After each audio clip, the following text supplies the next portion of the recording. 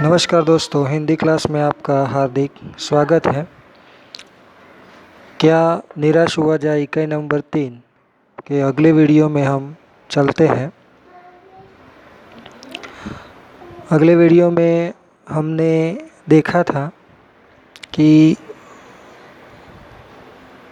भारत में आज ऐसा माहौल बना हुआ है कि सभी जगहों पर चोरी, डकैती, भ्रष्टाचार, तस्करी आदि जैसी समस्याएं विद्यमान हैं। लेकिन ऐसे माहौल में लेखक श्री हजारी प्रसाद जी हमें आशावान बनाए रखते हैं। आगे वो बताते हैं कि परंतु ऊपर ऊपर जो कुछ दिखाई दे रहा है वह बहुत ही हाल की मनुष्य निर्मित नीतियों की त्रुटियों की देन है।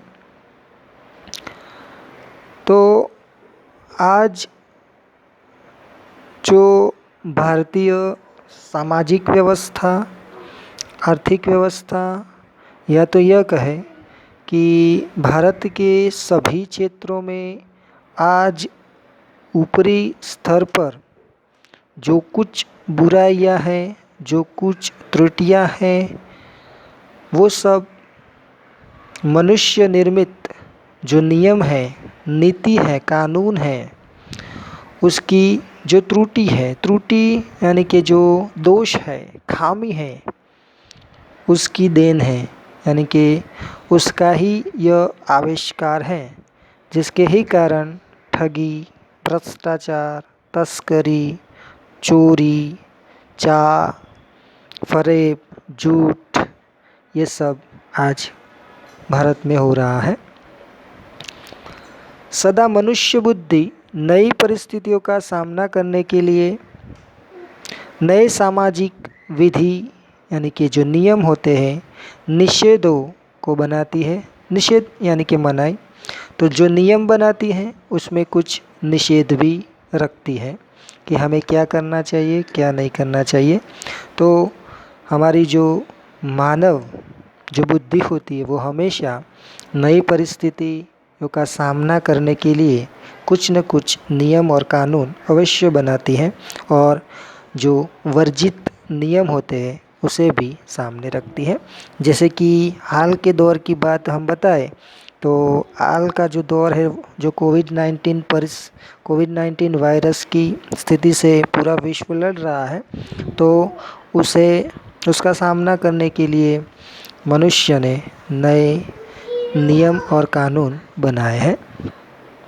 उनके ठीक साबित न होने पर उन्हें बदलती है। तो देखिए, जो कायदे और कानून बनाए जाते हैं, जो नियम और त्रुटियों का सामना करने के लिए जो नियम बनाए जाते हैं वह ठीक तरीके से नहीं चलती है, तो फिर से उन्हें बदल देते हैं। नियम कानून सबके लिए बनाए जाते हैं, पर सबके लिए कभी कभी एक ही नियम सुखकर नहीं होते। तो देखिए, ये पूरा जो विश्व है, सामाजिक व्यवस्था है, आर्थिक व्यवस्था है, इन सभी को चलाने के लिए नियम और कानून सबके लिए बनाए जाते हैं। लेकिन वही नियम, वही कानून सबके लिए कभी कभी सुख कर नहीं होते, सबको सुख देने वाले नहीं होते। तो क्या होता है, सामाजिक कायदे कानून कभी कभी युग से परीक्षित आदर्शों से टकराते हैं। परीक्षित मतलब हमारे क्षितिज के आसपास, हमारे आसपास जो घूमते आदर्श हैं, मंडराते आदर्श हैं, वो युग से परीक्षित होकर टकराते हैं। इससे ऊपरी सतह आडोलित भी होती है, यानी कि संघर्ष होता है, मथना। आडोलित होना यानी कि मथना, यानी कि सामाजिक कायदे कानून कभी कभी हमारा जो ये युग चल रहा है, जो दौर चल रहा है, उसके इर्द गिर्द आदर्श टकराते हैं, और उसके कारण उसकी जो ऊपरी सतह होती है, सतह मतलब ज़मीन, जिसे हम सपाटी कह सकते हैं, वो आडोलित होती है, मथती है, हिल्लोरे लेती हैं, पहले भी हुआ है। यानी कि संघर्ष होता है नए कायदे कानून और पुराने कायदे कानूनों से। क्या होता है कि संघर्ष होता है और आगे भी होगा। तो ऐसा हुआ है और आगे भी होता रहेगा। उसे देखकर हताश हो जाना ठीक नहीं है। तो यहाँ पर हमें आशावान बनाए रखने के लिए लेखक श्री बताते हैं कि निराश नहीं होना चाहिए। जैसी भी परिस्थिति आएगी उस परिस्थिति के लिए कायदे और कानून बनाए जाएंगे। साथ ही साथ कुछ ऐसे कायदे कानून होंगे जो सबके लिए सुखकर नहीं होंगे। तो उससे क्या होता है कि हमारे जो परीक्षित आदर्श होते हैं उससे वह सामाजिक नीति और नियम टकराते हैं और उससे उसकी जो ऊपरी सतह है, ऊपरी ज़मीन होती है, वो मथती है, हिल्लोरे लेती है, संघर्ष होता है। ऐसा होता रहेगा और आगे भी होगा। उसे देखकर हमें निराश और हताश नहीं होना चाहिए। यही लेखक श्री हमें बताते हैं। देखिए आगे चलते हैं। भारतवर्ष ने कभी भी भौतिक वस्तुओं के संग्रह को बहुत अधिक महत्व नहीं दिया है। परीक्षा के लिए अति आईएमपी यह पंक्ति है, आपको याद रखनी है। भारतवर्ष ने कभी भी भौतिक वस्तुओं के संग्रह को बहुत अधिक महत्व नहीं दिया है। भौतिक वस्तु यानी कि हमारी जो सुख सुविधाओं के जो साधन होते हैं उन्हें कहते हैं भौतिक वस्तुएं। यानी कि धन दौलत, माल मिल्कत, रुपया, पैसा, सब कुछ। उसकी दृष्टि से मनुष्य के भीतर जो महान आंतरिक तत्व स्थिर भाव से बैठा हुआ है वही चरम और परम है। तो देखिए भारतीय संस्कृति ऋषि मुनियों की संस्कृति थी, महान संस्कृति, देश विदेश में उसकी चर्चा होती थी। तो मनुष्य के भीतर जो भारतीय संस्कृति का आंतरिक तत्व है वो स्थिर भाव से बिना हिले डुले किसी के बहाव में आए बिना वो स्थिर भाव से बैठा हुआ है और वही चरम और परम है। चरम यानी कि अंतिम और परम यानी कि श्रेष्ठ है। देखिए लोभ, मोह, काम, क्रोध आदि विकार मनुष्य में स्वाभाविक रूप से विद्यमान रहते हैं, मौजूद होते हैं। विद्यमान यानी कि मौजूद। मुझ में, आप में, सभी लोगों में लोभ होता है, मोह होता है, काम और क्रोध होता है। आदि जो विकार हैं वो मनुष्य में स्वाभाविक रूप से विद्यमान होते हैं। विद्यमान यानी कि मौजूद, पर उन्हें प्रधान शक्ति मान लेना। देखिए प्रधान यानी कि मुख्य। तो हम अपने को क्रोध पर हावी हो जाए, अपने इन सभी विकारों को मुख्य शक्ति मान ले, प्रधान शक्ति मान लेना और अपने मन को अपने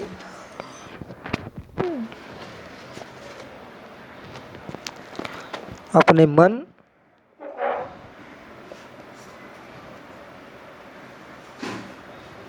तथा बुद्धि को उन्हीं के इशारे पर छोड़ देना बहुत निकृष्ट आचरण है।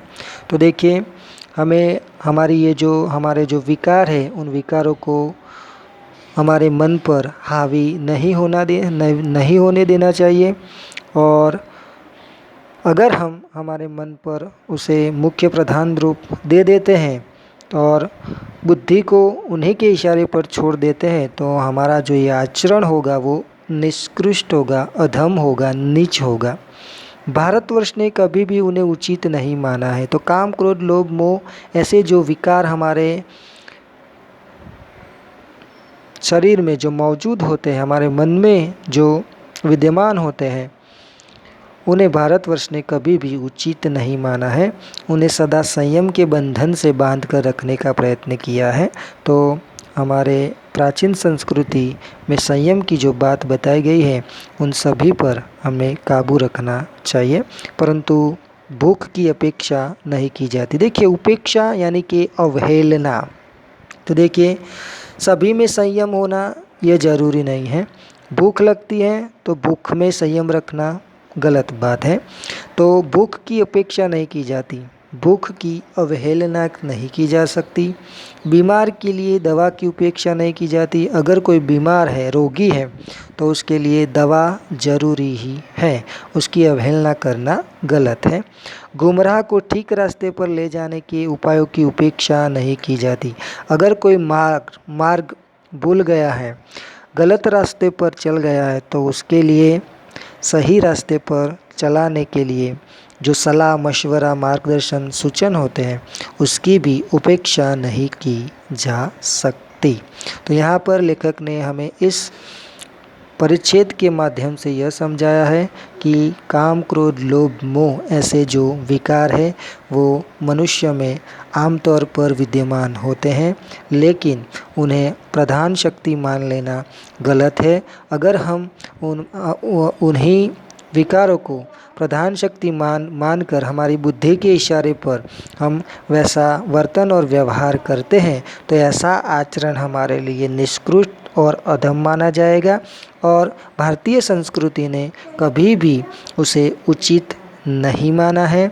और संयम में बांधकर उन सभी विचारों से हमें लड़ना चाहिए, लेकिन संयम हर जगह पर नहीं रखना चाहिए।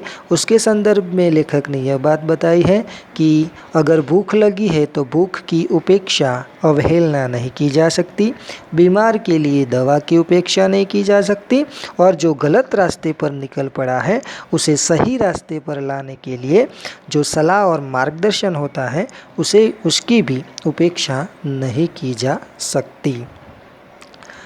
हुआ यह है कि इस दिन देश के कोटि कोटि दरिद्र जनों की हीन अवस्था को दूर करने के लिए ऐसे अनेक कायदे कानून बनाए गए हैं। देखिए, भारत देश एक गरीब देश माना गया है। कोटि यानी कि करोड़ों दरिद्र जन यानी कि गरीब लोगों की जो हीन यानी कि जो दयनीय अवस्था है, खराब अवस्था है, स्थिति है, उसे दूर करने के लिए ऐसे अनेक कायदे और कानून बनाए गए हैं। यानी कि गरीबों का जो विकास हो, उन्नति हो, उसके लिए सरकार ने कई कायदे और कानून बनाए हैं, कई योजनाओं का निर्माण भी किया है जो कृषि उद्योग, वाणिज्य, शिक्षा और स्वास्थ्य की स्थिति को अधिक उन्नत और सुचारू मतलब योग्य बनाने के लक्ष्य से प्रेरित है। तो देखिए, ये जो कायदे कानून है किससे प्रेरित है? तो कृषि उद्योग, वाणिज्य यानी कि व्यापार, शिक्षा, स्वास्थ्य, सभी क्षेत्रों में उनकी स्थिति उन्नत यानी कि अच्छी बने और अच्छी तरह से चले, उस लक्ष्य से कायदे और कानून बनाए गए हैं। परंतु जिन लोगों को इन कार्यों में लगना है, यानी कि हमारे जो उच्च अधिकारी है, उच्च नेता है, उन लोगों को यह कार्य सौंपा गया है, वो कार्यों में उन लोगों को लगना है, उनका मन हर समय पवित्र नहीं होता। देखिए, जो व्यवस्था इन गरीब लोगों के पास पहुंचानी है, उन गरीबों तक उनका जो रुपया है, पैसा है, उनकी जो योजनाएं हैं वो गरीबों तक नहीं पहुंच पाती, क्योंकि जिस कार्य के लिए जिन्हें लगाया गया है, जो कर्मचारी को काम सौंपा गया है, उनका मन हर समय पवित्र नहीं रहता, यानी कि वे भ्रष्टाचार में डूब जाते हैं। प्राय वे ही लक्ष्य को भूल जाते हैं। देखिए, जो लक्ष्य कर्मचारियों को दिया गया होता है वो अपने लक्ष्य को भूल जाते हैं और अपनी ही सुख सुविधा की ओर ज़्यादा ध्यान देने लगते हैं। तो देखिए, लेखक ने ये जो बात बताई है वो बिल्कुल ही सही है। जो सुख और सुविधाएं गरीब लोगों तक पहुंचानी होती हैं, वो सुख सुविधाएं गरीबों तक नहीं पहुंच पाती हैं, और बीच में ही उन सभी जो योजनाएं होती है, जो सभी लाभ होते हैं, वो उनका बीच में ही भ्रष्टाचार हो जाता है और दरिद्र जनों की जो स्थिति होती है वो अधिक गरीब हो जाती है। तो चलिए दोस्तों, आशा रखता हूँ ये जो वीडियो है उसमें आपको समझ आ गई होगी। अगले वीडियो में फिर से मिलेंगे। जय हिंद, जय भारत, जय चाणक्य।